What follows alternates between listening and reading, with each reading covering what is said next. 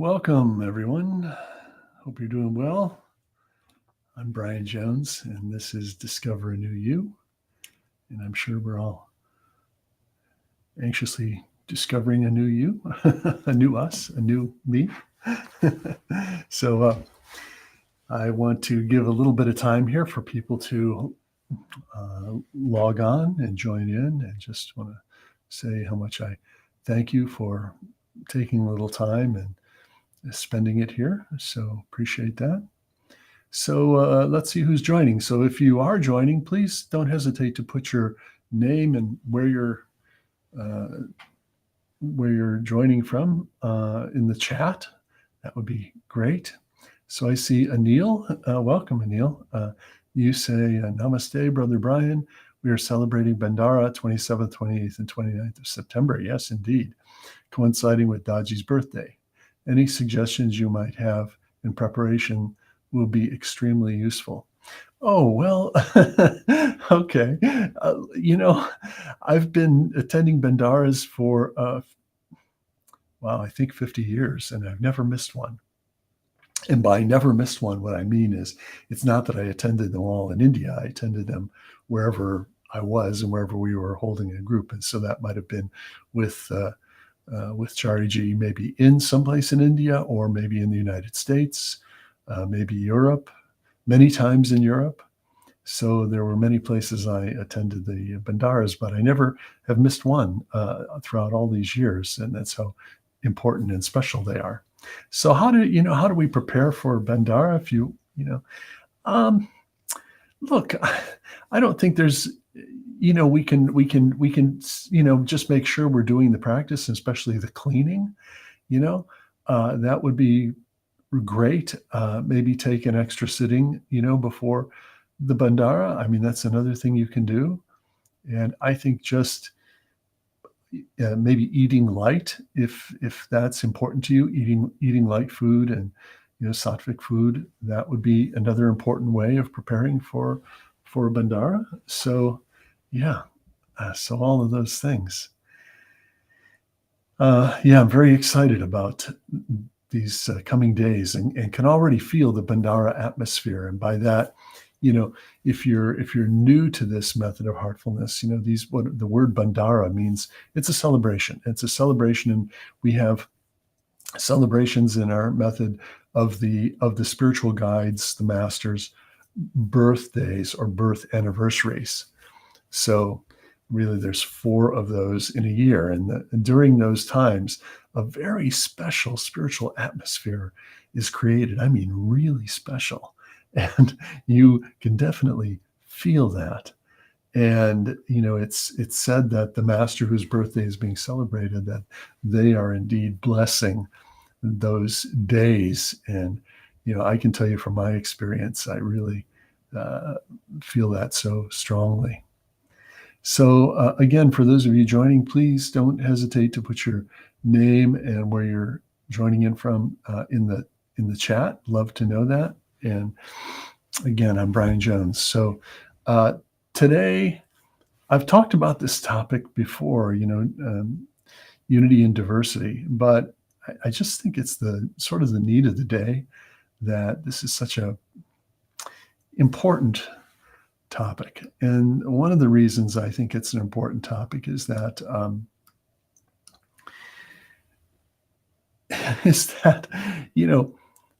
okay, so, and I'm going to show a little video here in a minute that will sort of highlight this, but the tendency of we humans is that when we find something like a belief system that we believe in, okay, a bunch of us gather around that belief, and for many it becomes a religious thing, a religion, or it might be a certain political viewpoint, and then you say, well, I'm this party, I'm that party, and that's what I stand for, those are my beliefs and all of that.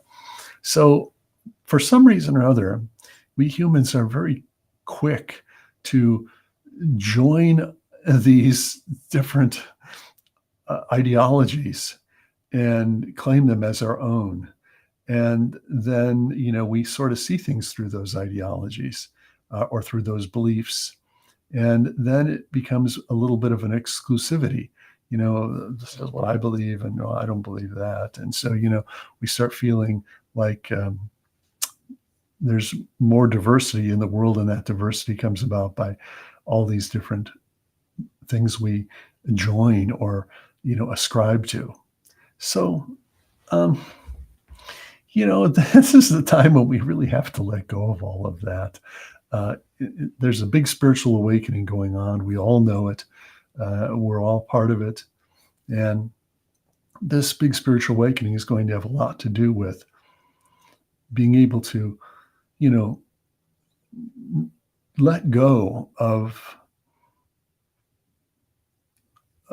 me and let go of I and other than I. That's what I think I want to say. Um, and we have to see everyone as our spiritual family, not that, oh, they need to join us and did you have your three sittings and all of that. No, no, I think everybody is a spiritual being and they're no different than I am. I never think anybody needs to join what I'm doing.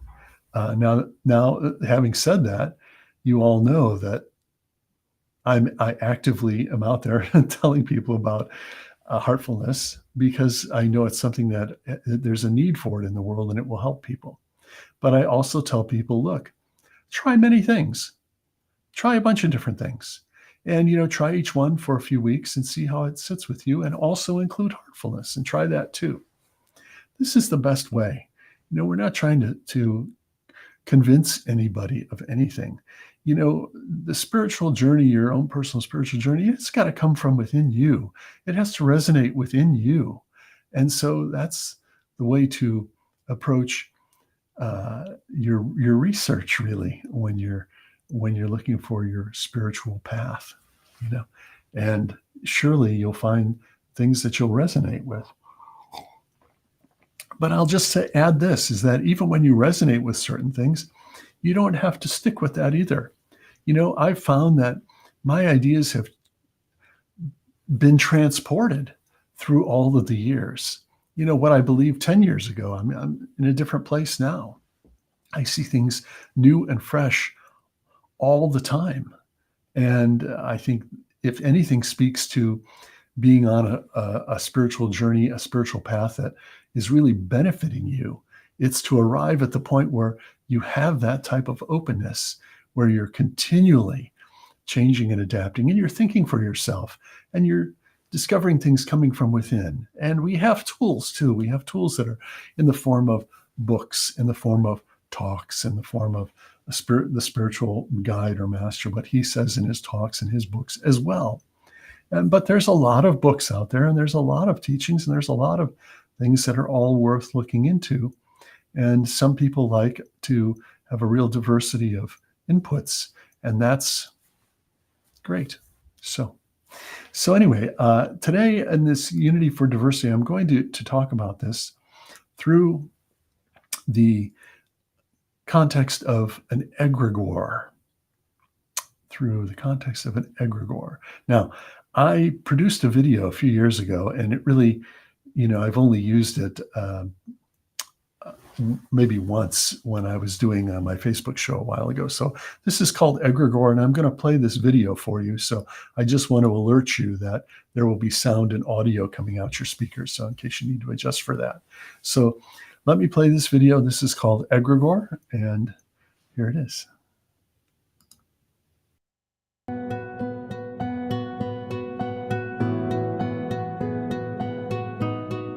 It's often said that we're all connected. Look at the starlings. With one small vibration from the tip of the wing of just one bird, an invisible egregore is revealed. Instantly, as though of one mind, the flock shifts, swoops, and turns, like a giant dance in the sky. Egregores exist where two or more share the same thought, the same reaction, the same field. Nature's examples are everywhere. The entire planet is an interdependent organism of immense complexity. And yet, the principles at work are simple ones: to evolve, grow, and manifest change. For plants and animals, an egregore is instinctual, but we humans share a thinking mind. Our egregores have become complicated, driven by likes and dislikes, feelings and emotions. We band together by religion, culture, politics, and race. Our collective mind creates a field, and that egregore influences our actions, both good and bad. There are also times when we may wish we belonged to an egregore. We feel disconnected, even from our friends and family. Sometimes our beliefs come into doubt as well. Though we feel isolated or alone, we may need to be free of other influences, going within like a cocoon that transforms us into a butterfly. Our individual thoughts and feelings contribute to the whole in ways we have yet to understand. We have the ability to create a field of anxiousness or one of deep peace and contentment. This is why, in a world that is becoming increasingly complicated, it's up to us to apply the brakes, go inside, rest the mind, and find that calm eye of the storm. Then perhaps we'll transcend our self-created ideas that make us feel so separate from each other and realize we're a planet of one heart. What thoughts and feelings can we contribute to such an egregore?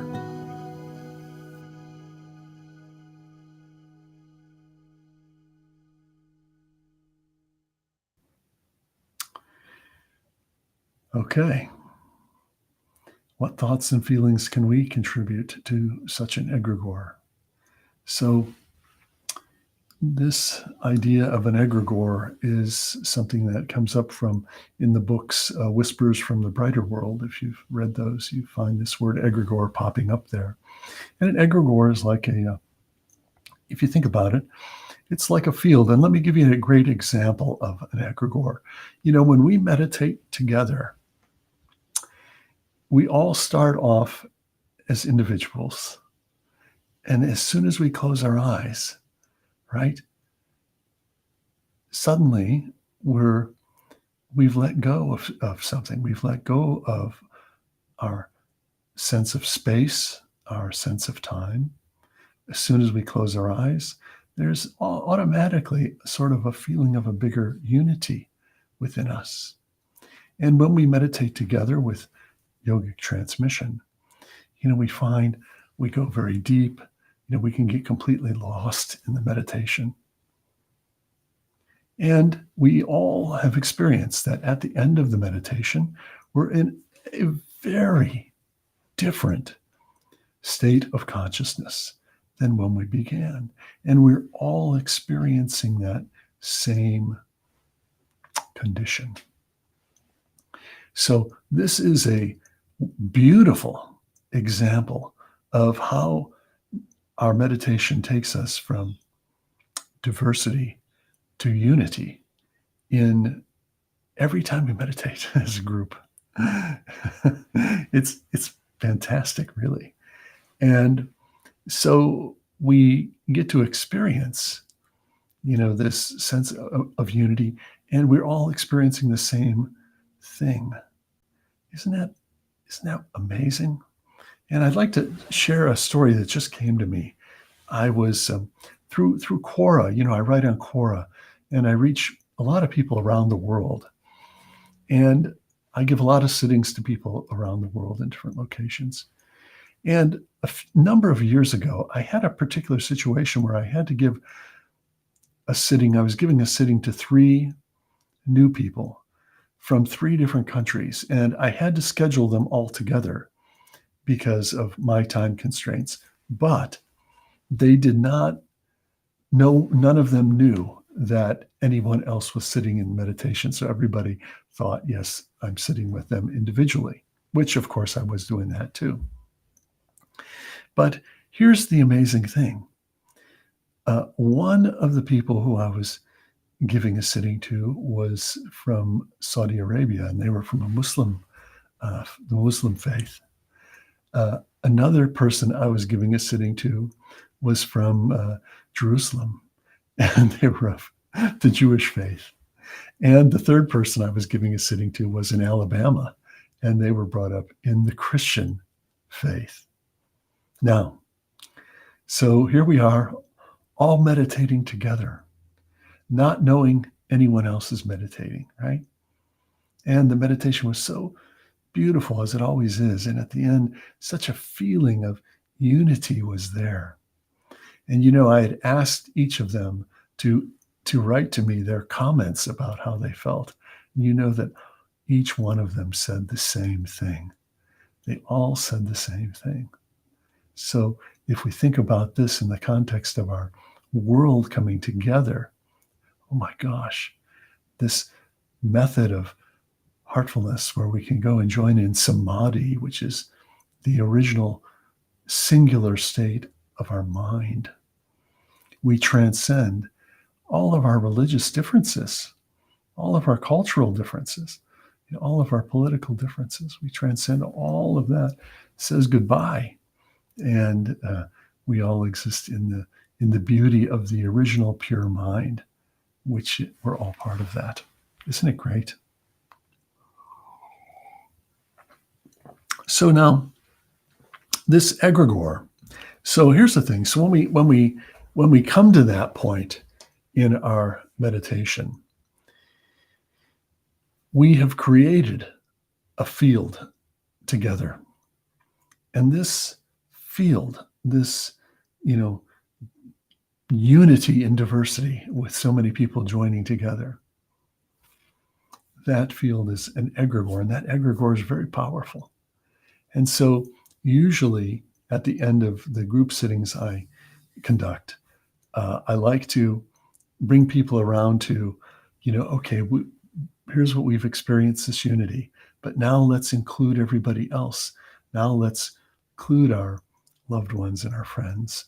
Now let's include our neighbors and everybody in our city. Now let's include people from our country, and let's ultimately include everybody from the whole world. So we create an egregore, and then we share it with the whole world. Now, that's working on a whole different level than what we're normally used to. And that type of working, though it can't be seen, it can be felt, and the results we may not be able to track in the same way that I pick up my cup and, okay, yes, now I have my cup in my hand, So it's different than that, because when we have an egregore and we create the egregore at the end of a sitting where we're in a timeless condition, the results come in their own due time. So it's like we're planting a suggestion, we're planting a seed that is inevitably going to sprout forth. So in this respect, we are all spiritual workers, everybody. So it's not, a matter of, some people think, oh, I'd like to be a trainer or something. Being a trainer isn't like a promotion. it's a responsibility, and you have to be able to meet with people and give sittings, and there's a lot to it. But we're all participants in the spiritual work, and we're all participants when we create this incredible egregore, and that egregore goes out into the world and has its effect. So that's the real unity and diversity. So now I'd like to do something. I wrote an article about this in Constant Remembrance, not Constant Remembrance, wow, in Heartfulness magazine. And the article is called Unity in a World of Diversity. And if you don't mind, I think I would just like to read a few of the first paragraphs to this article. And if you like, in fact, I'm just going to do this. I will also post that link in the chat if you'd like to read the entire article. So here we go. So it starts like this. It was a long flight from Los Angeles to Singapore. Somewhere over the Pacific Ocean, I took another one of many walks from my seat to the back of the plane for a much-needed cup of coffee. 3 women stood there, all from different countries, each one holding a small baby. A lovely and nonsensical conversation was going on, each mother amusing the other's baby with an assortment of gaga and coo-cooing baby sounds. It was apparent that none of the mothers spoke the languages of the others, and yet 3 babies were having quite a fun time, innocently laughing, not caring what language or which mother was entertaining them. I was gleefully immersed in this special moment. I found the innocence, love, and happiness that so effortlessly flowed a wonderful example of how we are all inextricably united. We come into this world with such purity, with a heart wide open, but quickly we begin to realize, these are my hands. This is my foot. These are my toes. Soon enough, I, me, and mine are here to stay. Unity has many levels of meaning. We are united by love as well as by hate. We are united by country, by race, by culture, and even by the football team we support. But in these cases, our experience of unity is limited, accompanied by a feeling of exclusiveness. My team is better than yours. My political party is better than yours. My religion is better than yours. If we look back through time, there has hardly been a moment when there wasn't a war, an uprising, or a tribal dispute. We may wonder, is it possible that we live on a planet that is only united by divisiveness? Imagine, we've all come into this world with such purity, acceptance, and non-judgment. What happened? By nature's design, we are soul, spirit, essence, or something that manifests in an infinitude of ways through this complex, wondrous, and beautiful vehicle of a body. But isn't that the dilemma? We perceive everyone as different and forget that our soul, our essence, our heart is the same. Our outer perception hides the truth within. So, this is our work. This is our work. We are all participating in a grand awakening of this planet. And, our thoughts are things. I talked about this a few weeks ago, and I asked the question to all of you, are thoughts things? Well, yeah, they are. Thoughts are things. They're things that can pierce you. There's thoughts that can inspire you. There's thoughts that can make you depressed. There's thoughts that can make you happy and gleeful. Thoughts are things. So we're sort of, it's our duty, we're duty bound to learn to regulate this mental activity through this practice of heartfulness. Bring the mind into a sense of stillness, into the original state of mind in samadhi, so that we all experience this true sense of unity, the real experience of unity.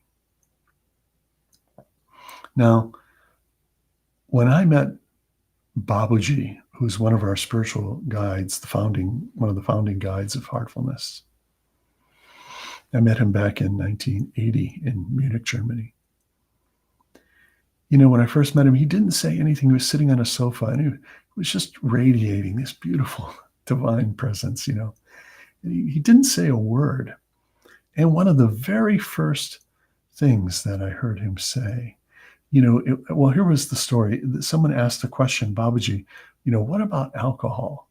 And Babaji, for the first time, he said, alcohol is forbidden in our system.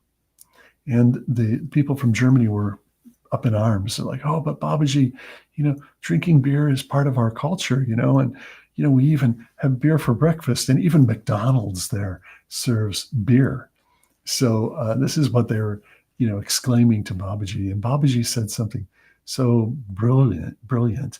He said, culture has nothing to do with Sahaj Marg. And of course, Sahaj Marg is the earlier name of what we now know as heartfulness. Culture has nothing to do with Sahaj Marg. Wow, that is so powerful. So in one stroke, Babaji makes it clear that we as human beings are evolving together, and even has nothing to do with what our culture is or any of the other things that I've already mentioned. So this is very profound and very unifying thought. And with that, I would invite us all to meditate together as we usually do. And we're going to experience this sense of unity, going to experience samadhi. We're going to create an egregore, and we are going to share that with everyone. So please, let's sit comfortably.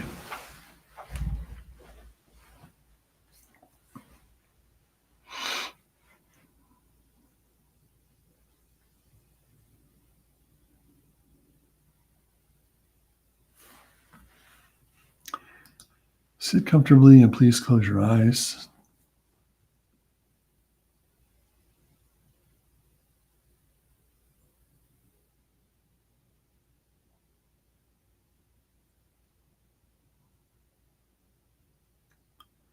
Let's begin by taking a slow, deep breath in.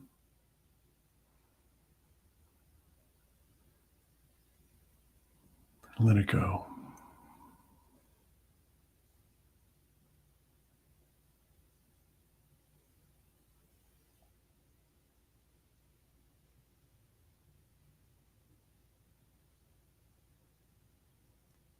Bring your attention to the area of the heart.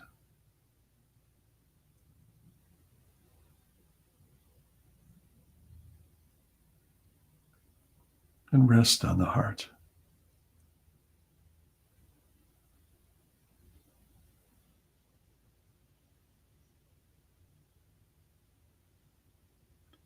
Feel the heart area is softening and becoming lighter.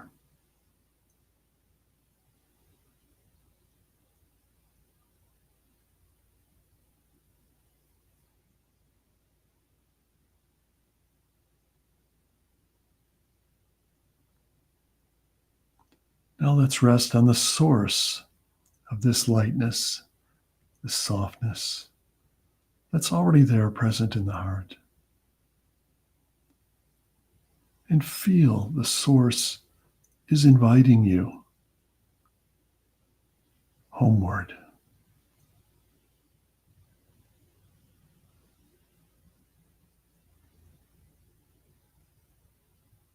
Let's stay with that thought.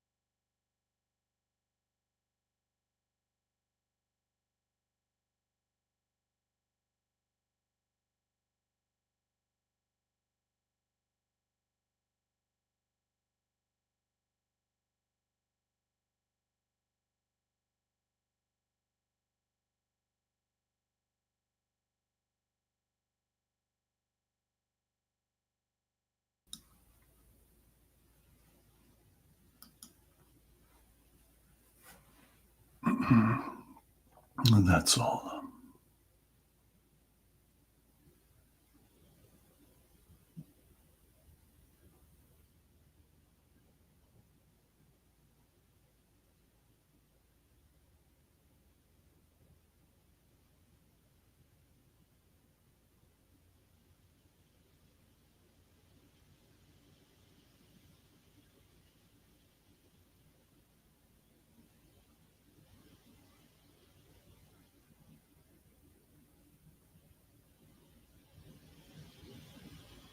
Now let's have the thought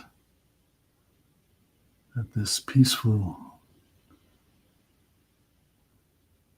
condition we're in is now expanding inside of us and all around us.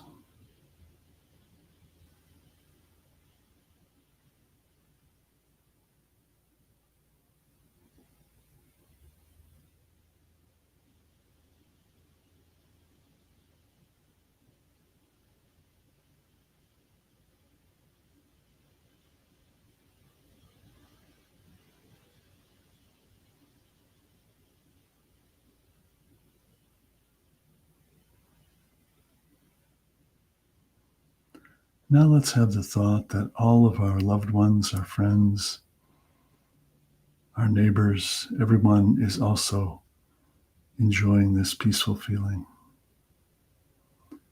Let's bring them into our field.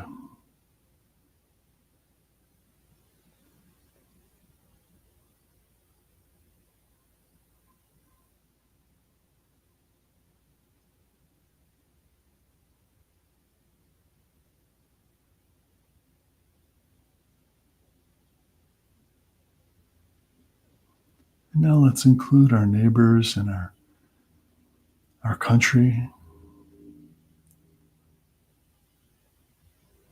And let's include the whole world. Feel everyone is immersed in this deep, peaceful condition.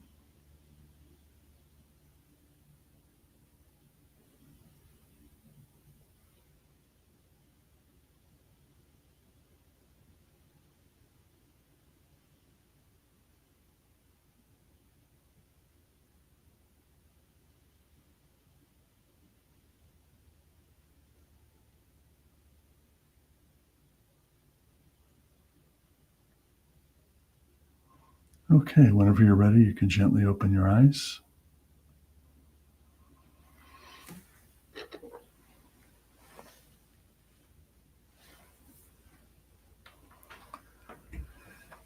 All right.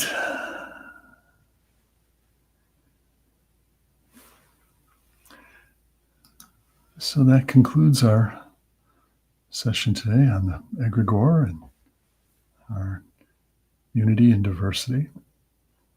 So I just want to say hi to those of you tuning in here. Shri, hi. Mahesh, welcome. Devareddy. Anuradha, Ilan, welcome. Viresh, Ulidaran, Rachita, Anil, Sulochana. Great. Welcome, everyone. And thank you for being here today. Really appreciate that. And what I'd like to say, as I always do, is during the week, prepare for the Bandara, the special birthday celebrations this week. So we'll all be joining in there and creating an even bigger egregore. And I look forward to seeing you next week. So until then, much love. Stay with the heart.